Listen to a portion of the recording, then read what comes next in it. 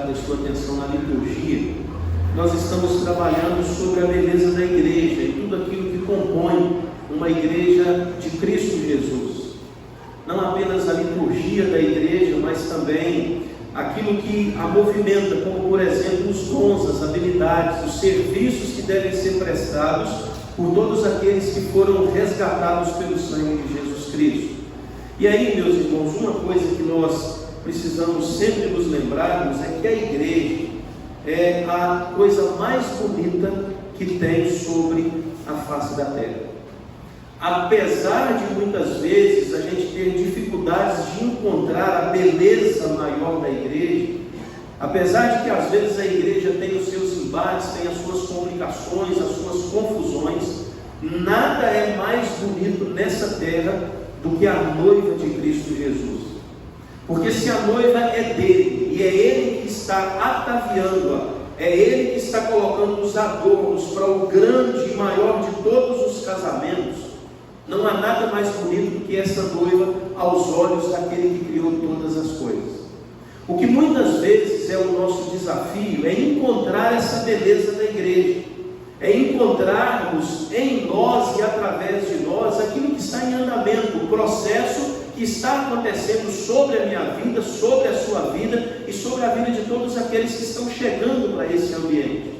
E aí, meus irmãos, eu penso que não teve um homem, se você tira Jesus Cristo, o Senhor da igreja, o doador de vida para a igreja, mas não tem um homem, não teve um servo, não teve um pregador, um apóstolo, que falasse com tanto entusiasmo e apresentasse tanto prazer na igreja de Cristo, mais que o apóstolo Paulo.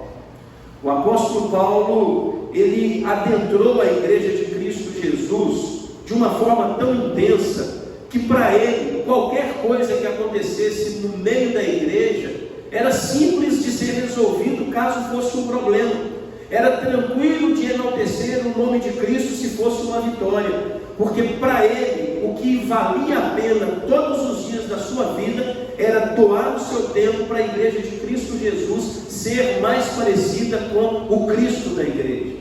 E por causa disso ele andou bem no meio das igrejas, apesar de maldades que algumas igrejas fizeram contra ele, mas ele não desistiu da igreja de Cristo Jesus. Por isso é o maior escritor das escrituras, por isso é o maior teólogo de todos os tempos, por isso é alguém que nos ensina em todos os momentos como vivermos a igreja de Cristo Jesus. E eu quero pautar em um texto que ele escreveu lá na primeira carta de Coríntios. Ele escreve 2 cartas para a igreja de Corinto, a igreja das poucas que ele mesmo começou, que ele mesmo edificou. Capítulo 1, versos 1 até o 9. Nós vamos ler de forma participativa. Eu leio os ímpares e vocês vão ler bem forte os pares. Aos nossos visitantes, que Deus nos abençoe no nome de Jesus. Que você seja muito bem-vindo, que esse culto esteja sendo para você algo especial no coração. E você é nosso convidado para depois do culto termos ali macarrão na chapa. É macarrão na chapa, tem refrigerante, tem chup-chup também. Tudo é R$5. Como é que é? O macarrão é 5, o chup-chup é 5 e o refrigerante é 2. É que eu falei chup-chup em inglês, entendeu? Então o macarrão na chapa, R$5. Onde é que você encontra isso? Lugar nenhum. Um pedaço de bacon no hambúrguer é R$5. Aqui é completo. O gourmet, que é o chup-chup gourmet, vocês não têm noção como é que ele foi feito, não. Ele é desenhado, tem um desenho ali, antes de colocar o produto dentro da sacolinha, tem um desenho antes que as mulheres fazem, é coisa diferente. E o refrigerante, meus irmãos, faz bem para a vida. O refrigerante limpa as veias, né? E desentope o coração. Isso é coisa de crente, gospel. Diz assim o primeiro verso: Paulo, chamado pela vontade de Deus para ser apóstolo de Jesus Cristo, e o irmão Sóstenes, a igreja de Deus que está em Corinto, aos santificados em Cristo Jesus, chamados para ser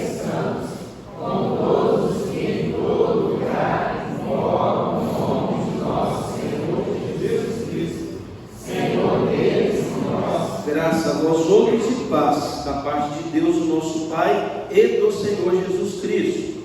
Sempre dou graças a meu Deus a vosso respeito, a propósito da sua graça, que vos foi dada em Cristo Jesus. Porque em tudo fostes enriquecidos nele, em toda palavra e em todo conhecimento, assim como o testemunho de Cristo tem sido confirmado em vós.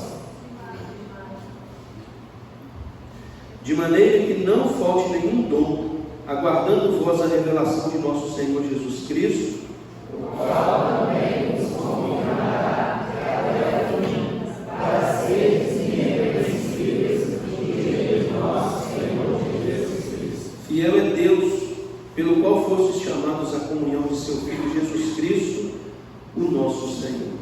Fiel é Deus. Meus irmãos, eu quero conversar com vocês a respeito da Igreja de Deus. A Igreja de Deus. Você é feliz em fazer parte da Igreja de Deus? Amém. É. Apesar dos pesares, não tem nada que faz tão bem ao nosso coração quanto a Igreja de Deus, não é verdade?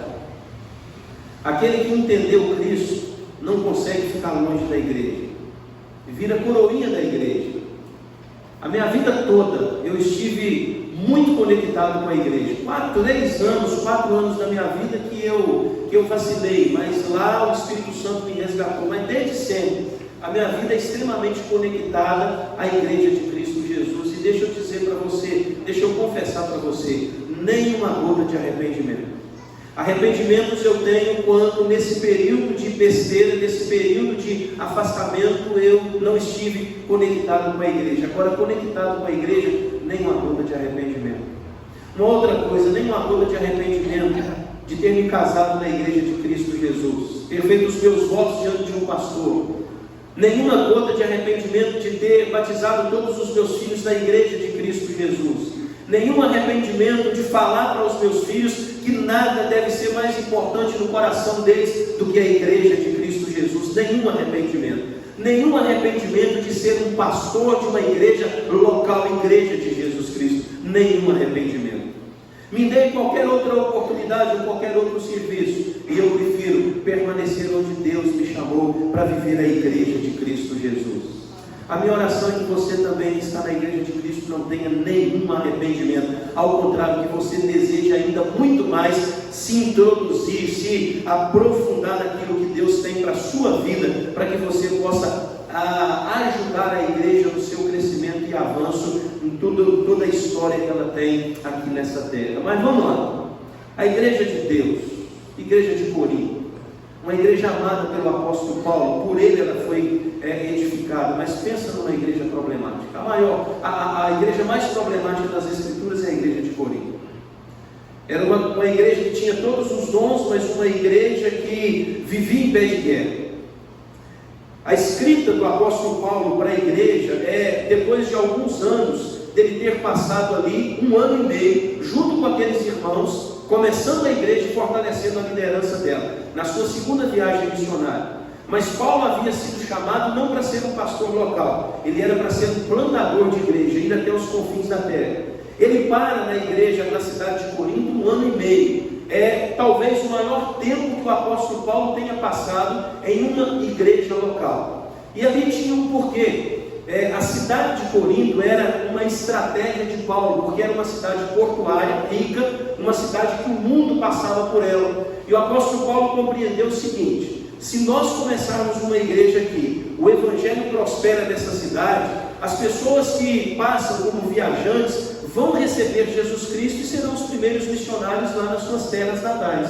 Então a estratégia de Paulo em parar na cidade de Corinto é por causa disso. E aí ele edifica aquela igreja e ele vai, então, continuando a sua segunda viagem missionária, e ele também faz uma terceira viagem missionária. Na segunda viagem missionária, no finalzinho da mesma, Paulo recebe cartas de irmãos da igreja de Corinto, trazendo perguntas a ele, Paulo. E essas perguntas tinham a ver como que iriam resolver os problemas que estavam dentro daquela igreja. Nós não sabemos o teor das perguntas, mas nós podemos perceber quais foram e que direção elas propuseram o coração de Paulo quando a gente vê os problemas que ele está resolvendo na escrita desta carta. Ele tinha, por exemplo, ele teve que tratar o problema das facções da igreja. Olha aí na sua Bíblia. Todo mundo com a Bíblia aberta, você vai. Não é o meu costume a gente ficar lendo os textos enquanto eu prego, mas eu preciso que você olhe aí na sua Bíblia nessa carta. Olha aí, primeiro problema: 4 facções, 4 partidos dentro da igreja. Capítulo 1, verso 12, todo mundo bem alto. Refiro-me ao fato de cada um de vós dizer: eu sou de Paulo, eu de Apolo, eu de Cefas, eu de Cristo. Então presta atenção. Primeiro problema: facção, briga. Primeiro problema: um querendo ser melhor do que o outro, partidarismo dentro da igreja. Desses, o pior é aqueles que se julgavam do partido de Cristo, porque na ideia deles, eles eram os santarrões e os demais eram pessoas que seguiam homens. Então o problema da facção está instaurado aqui, e onde há facção, a coisa não prospera. Segundo problema: promiscuidade, incluindo filho relacionando sexualmente com a esposa do pai, a madrasta. Olha aí, capítulo 5, verso 1. Vamos lá? Geralmente Se ouve que há entre vós imoralidade tal, como nem mesmo entre os gentios, isso é, talvez quem se atreva a possuir uma mulher de seu próprio pai. Além do problema dessa loucura de um filho possuir a esposa do pai, vem a situação da não disciplina, do não tratamento. Da igreja olhar para isso e dizer assim: olha, é liberdade para todos encontrarem a felicidade, nós não nos intrometemos na vida de ninguém. Se querem viver desse jeito, fiquem à vontade, deixa a coisa acontecer. Isso aqui está acontecendo porque a cidade de Corinto, ela tinha um templo de Afrodite lá no alto da cidade, onde 1000 prostitutas ficavam cultuando Afrodite, e eles desciam para a cidade durante as noites para se prostituírem com os viajantes. Então a promiscuidade sexual naquela cidade era algo assim exagerado, e a igreja começa a abraçar essa possibilidade, não tratando um problema grave igual esse aqui. Terceiro problema era o problema lá na Santa Ceia, capítulo 11, verso 20 e 21, olha lá. Vamos lá, rapidinho. Mostra que vocês são da Gema, escola dominical.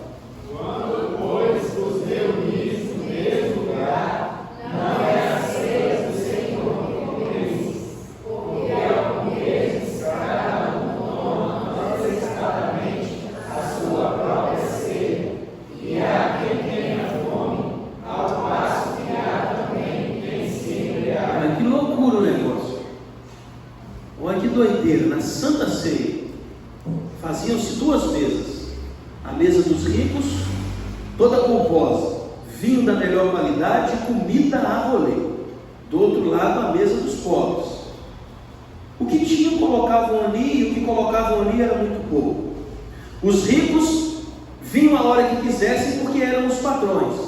Os pobres vinham quando os ricos, que eram os patrões, permitiam que eles viessem. Sabe para quê? Para não ter um encontro dos dois na hora da Santa Ceia. Os ricos embebedavam, ficavam loucos. Eles comiam e eles vomitavam dentro do templo, porque eles estavam fazendo da Santa Ceia um momento de extravasarem aquilo que era um desejo da bebedice e da glutonaria. Os pobres ficavam olhando para os ricos e para a mesa dos ricos, igual aquele cachorrinho querendo alguma coisa que caia da mesa de alguém. Se aqui era soberba, aqui era o desejo de ter aquilo que era do outro. No fundo, tanto a Santa Ceia dos pobres quanto a Santa Ceia dos ricos falava de tudo menos da unidade que nós precisamos preservar na mesa de Cristo Jesus. Aí o pão já não era pão, o vinho já não era vinho, que representava o corpo de Jesus. Era um pecado exagerado num momento muito especial na vida da igreja visível de Cristo Jesus. Esse é o problema da Santa Ceia. E por fim, meus irmãos, o problema agora, não, tem mais 2, problema com os dons. Capítulo 12, verso 1, vai lá. A respeito dos dons espirituais, não quero, irmãos, que sejais ignorantes.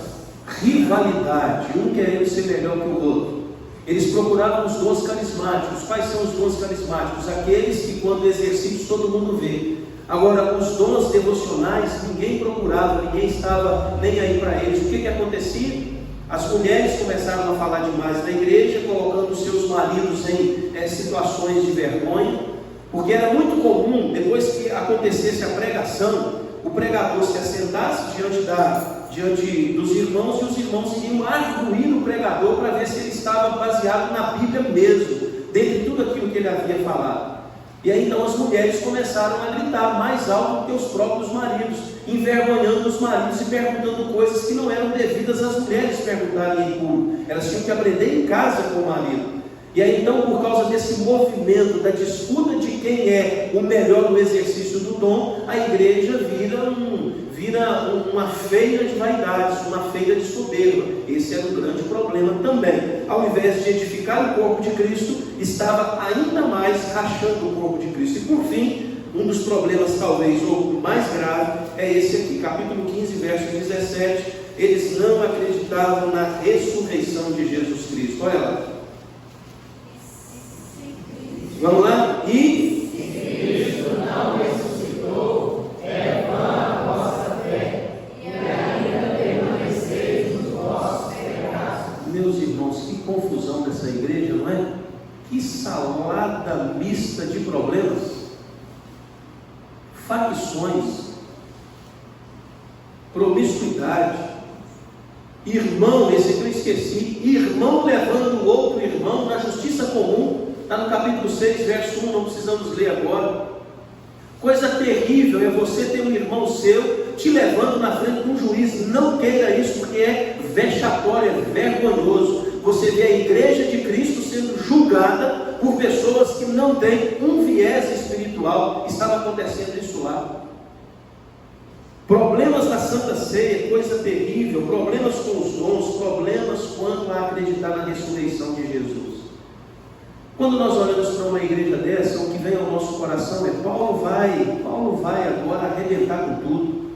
Paulo vai chegar colocando os pés na porta e trazendo assim xingos e berros contra essa igreja. É isso que me encanta, meus irmãos, na vida do apóstolo Paulo. Ele não mete os pés na porta, mas ele estende a mão e vai pregar com misericórdia, dizendo para aqueles irmãos: olha, tem todos esses problemas aqui, mas eu vou trazer um caminho muito mais excelente, que é o caminho do amor, e vocês vão vencer esses problemas e vão retornar a uma vida de igreja que glorifica a Cristo Jesus. Eu vou apresentá-los um caminho sobremodo excelente. Onde é que está esse texto? No capítulo 13, onde fala sobre o amor. Paulo vai abraçar, meus irmãos, na sua fala, ele vai abraçar esses problemas na vida dessa igreja através do amor. Ele vai dizer lá no capítulo 13 que a gente pode ter todos os dons, que a gente pode dar todos os bens aos pobres, que a gente pode saber falar todas as línguas dos homens e dos anjos. Isso é uma hipérbole, exagero. Todavia, se façamos isso, mas desprovido do amor, de nada tem proveito nas nossas ações. Portanto, Paulo vai tratar essa igreja com amor fraternal. E o que nós precisamos aprender aqui nessa noite? Dos sentimentos do apóstolo Paulo com relação à igreja de Deus. Porque de vez em quando a gente fica chateado com a igreja de Deus, não é? De vez em quando a gente abre mão de algumas coisas na igreja de Deus. Hoje, conversando com uma pessoa, eu disse o seguinte, um conselho: filha, presta atenção. Se não houver uma reconciliação, se não houver um movimento para o acerto dessa família, se não houver uma comunicação melhor, tanto você quanto o seu atual marido terão problemas, inclusive com os seus filhos pequenininhos. Você precisa rever: pastor, eu não estou preocupado com isso, eu não quero mais o meu casamento, eu não me importo com essa ideia da igreja, eu estou decidido a algumas coisas que o meu coração já pautou para a minha vida, a minha vida já vai ter um novo rumo. E aí você pensa assim: a pessoa abrindo mão da igreja de Deus, a pessoa abrindo mão da igreja de Deus. Deixa eu dizer então o que nós precisamos aprender. No verso 1 até o verso 3, olha aí na sua Bíblia, capítulo 1, verso 1 até o 3, vamos ler comigo? Vocês vão me ajudar a pregar aqui hoje? Vamos lá, verso 1 até o 3, vamos juntos? Paulo, chamado pela vontade de Deus para ser apóstolo de Jesus Cristo, e irmãos sócios, para a igreja de Deus que está em Corinto,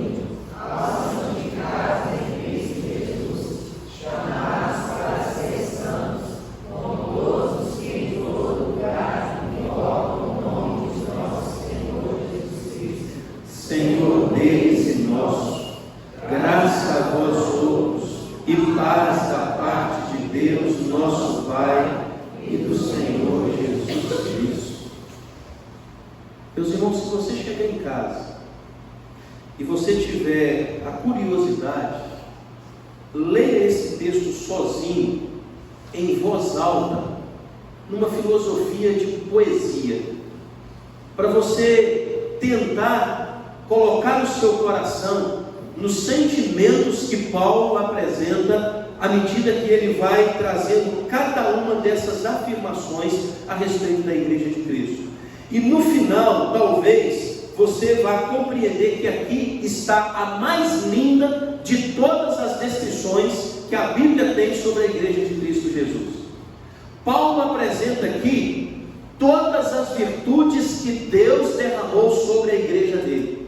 A virtude de uma igreja eleita, a virtude de uma igreja universal, está em todos os lugares, a virtude de uma igreja viva, a virtude de uma igreja separada para viver a santidade na pessoa de Jesus.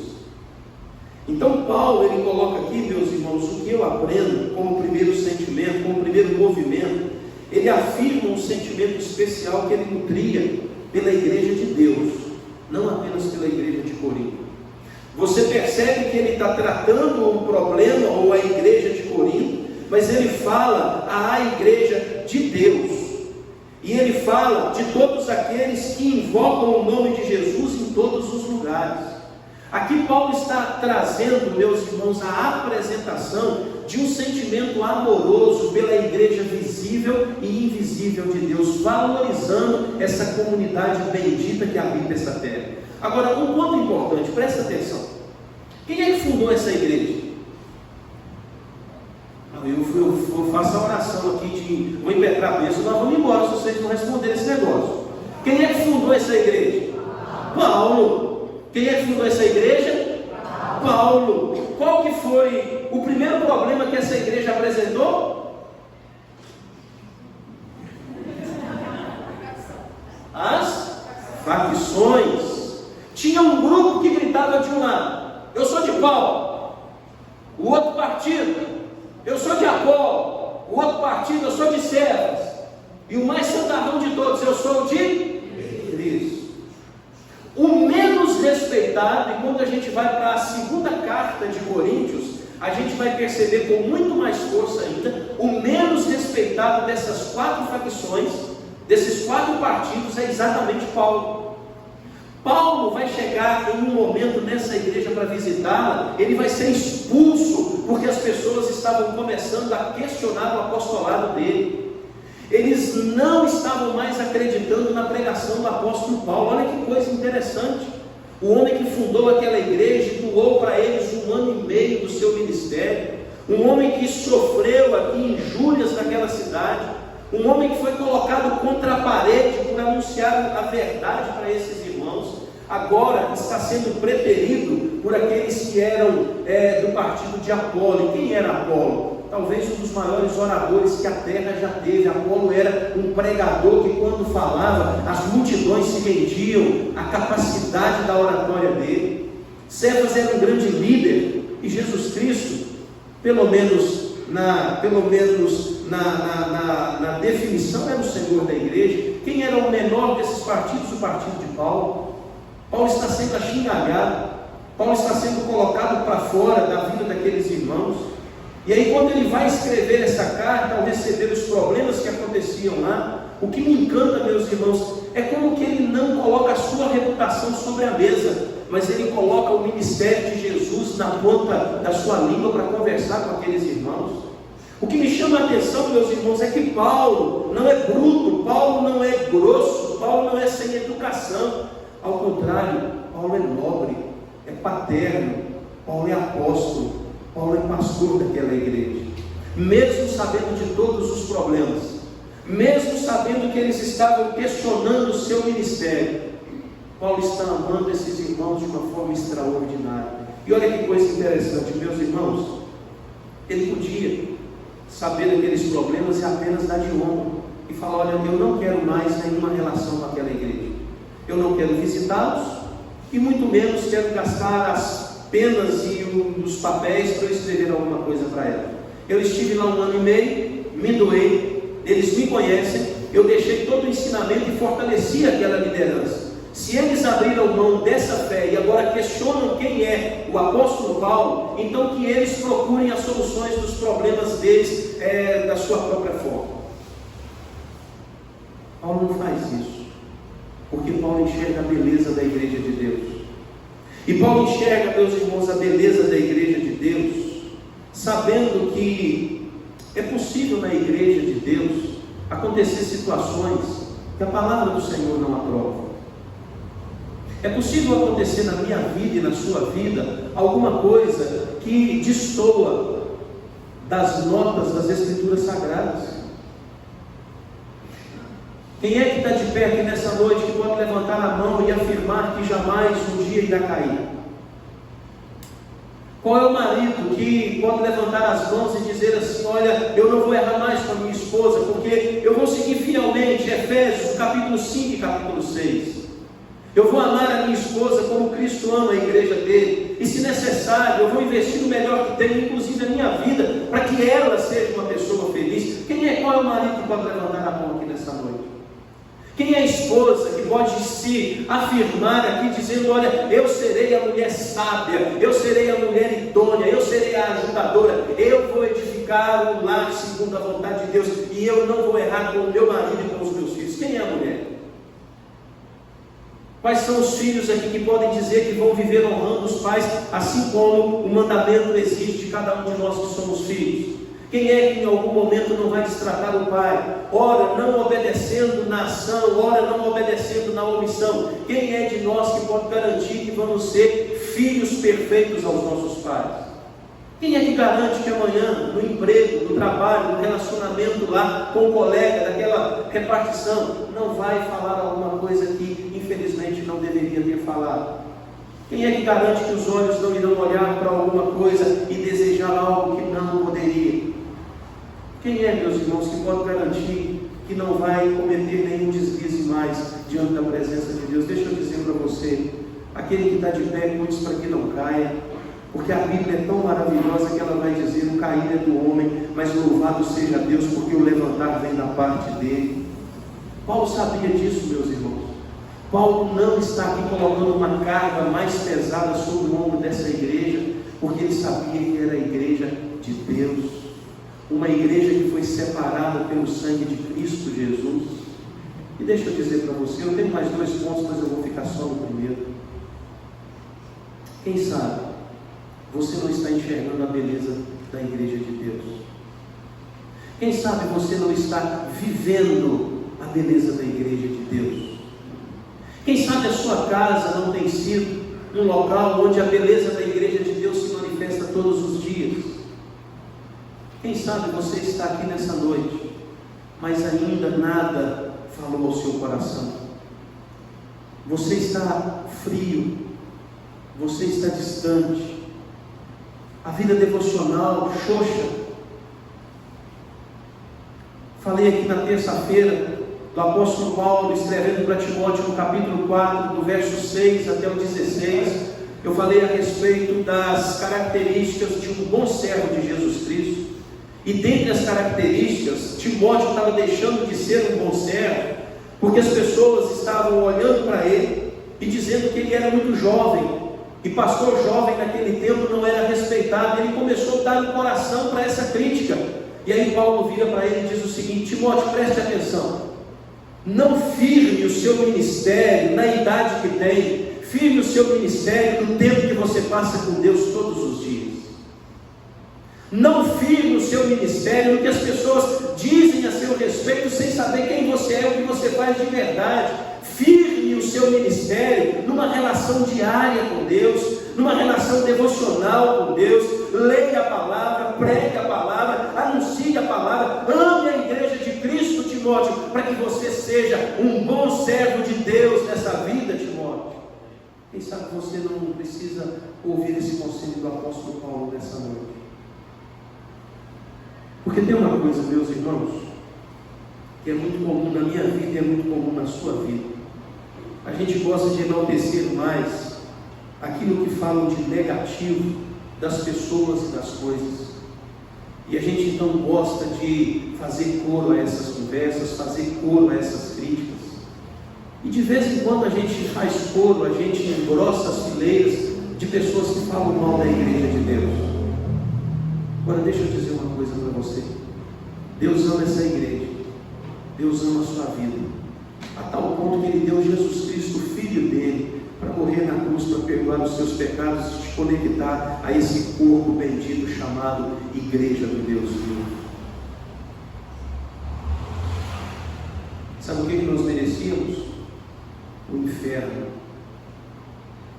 a separação eterna de Deus, da sua misericórdia. Não há méritos em nós, meus irmãos. E quando nós entendemos que éramos ou somos merecedores do inferno, mas de graça na pessoa de Jesus recebemos o céu.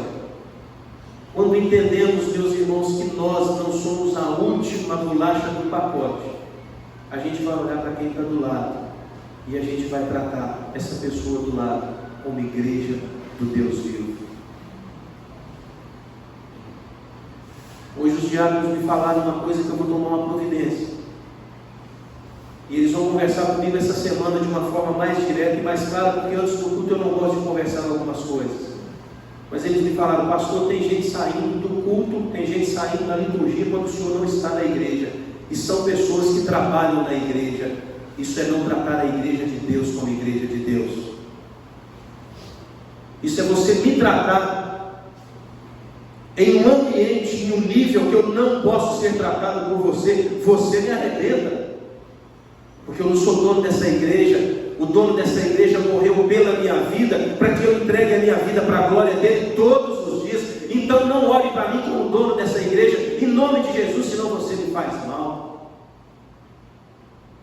Agora ame essa igreja, deseja ver o crescimento dessa igreja. O irmão que está do seu lado, o irmão que está na sua célula, o irmão que está na sua casa, a pessoa que convive com você no trabalho. Ame essa igreja, ame a igreja de Cristo, porque Ele amou essa igreja a tal ponto que Ele verteu a última gota de sangue dele na cruz. Sabe para quê? Para que eu e você pudéssemos estar aqui nessa noite glorificando ao próprio nome dele e tendo a certeza de que o céu é a nossa parada final. Louvado seja Jesus Cristo. Nenhuma condenação há mais para nós. O nosso pecado já não pode mais nos colocar no inferno. O nosso pecado já não pode mais reter a nossa oração a Deus, porque agora Cristo é o nosso mediador, e Ele está à direita de Deus o Pai, intercedendo por nós. E quando nós falamos em oração no nome dEle, o coração do Pai se abre e nos abençoa, porque Ele ama aqueles que oram no nome do Seu Filho. Louvado seja Deus, meus irmãos, por sermos a igreja do Deus vivo. Louvado seja Deus das nossas famílias pertencerem à igreja do Deus vivo. Mas eu quero encerrar perguntando para você nessa noite: o ministério de louvor pode vir?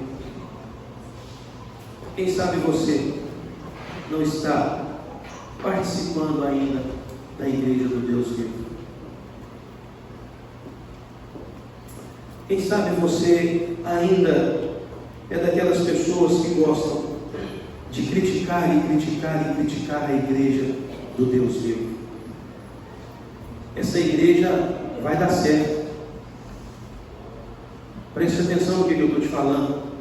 Essa igreja, visível a nós aqui nessa noite, mas a verdadeira igreja de Deus, aquela que é invisível, aquela que está agora servindo ao Senhor lá no Templo Batista, lá no Templo Assembleia de Deus, lá no Templo Aliança, lá na Igreja Batista Central e várias outras da nossa cidade que agora estão de portas abertas. O Maxwell, que está pregando o Evangelho lá na primeira presbiteriana da nossa cidade.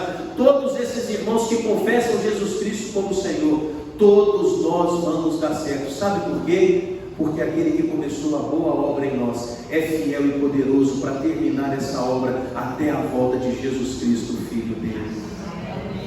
Essa igreja vai dar certo, porque essa igreja é amada pelo Deus vivo, e nós somos a igreja do Deus vivo. Louvado seja Jesus Cristo. Mas eu quero te convidar a ficar de pé nessa noite.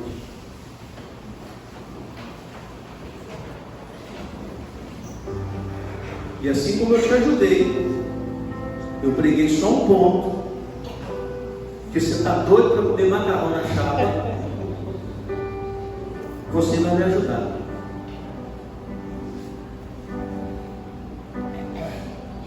Como é que você tem falado a respeito da igreja de Deus?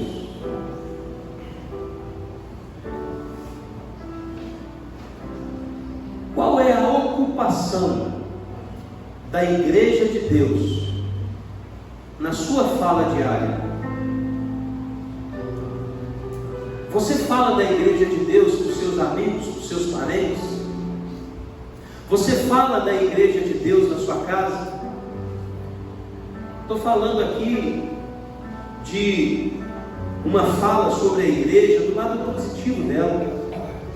Como que as pessoas conhecem essa igreja? Você que é membro dela. Como que as pessoas conhecem essa igreja no lugar que você trabalha?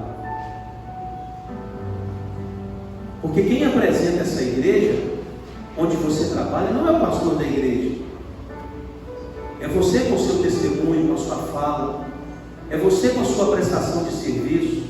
É você com a importância que o seu coração tem dado para essa igreja de Deus. Na cidade de Ipanema, através da sua vida, como que essa igreja, a igreja de Deus, tem sido conhecida? Saiba de uma coisa. Olha aí quem está do seu lado. Quem está do seu lado aí nessa noite? Quem está aí? Seu lado esquerdo, seu lado direito? Quem é que está aí? Você conhece? Sabe o nome? Sabe o nome não? Hã? Mas tem uns visitantes aí. Pergunta o nome dos visitantes e fala o seu nome para eles. Pergunta aí, visitantes, qual que é o seu nome? O meu nome é tal. Todo mundo se conheceu? Olha para mim, deixa eu dizer um negócio para você. Nós somos tudo quebrado. Ah, Valdemir, quebrado financeiramente, eu já sabia que você era. Conta uma novidade. Nós somos quebrados espiritualmente. Falamos quando deveríamos calar. Calamos quando deveríamos falar. Empurramos quando deveríamos abraçar e abraçamos quando deveríamos empurrar e trazer disciplina. Às vezes invertemos as coisas, meus irmãos, e nem sempre é de má vontade, nem sempre é por maldade, é porque somos quebrados e não damos conta de responder à altura que a palavra de Deus exige de nós. Nós somos a igreja do Deus vivo e Ele está trabalhando no nosso coração. E sabe o que significa culto? A mão de Deus trabalhando a vida da igreja dele. A mão de Deus trabalhando a vida da igreja dele. Você já está vivendo a igreja de Cristo? Cristo já é o seu Senhor e Salvador? A igreja tem sido um grande tema no seu coração. Eu quero que nessa noite, meus irmãos, nós oremos todos nós. Todos nós.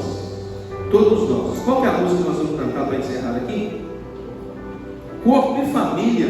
Aí sim, hein? Sem combinado vai ficar perfeito.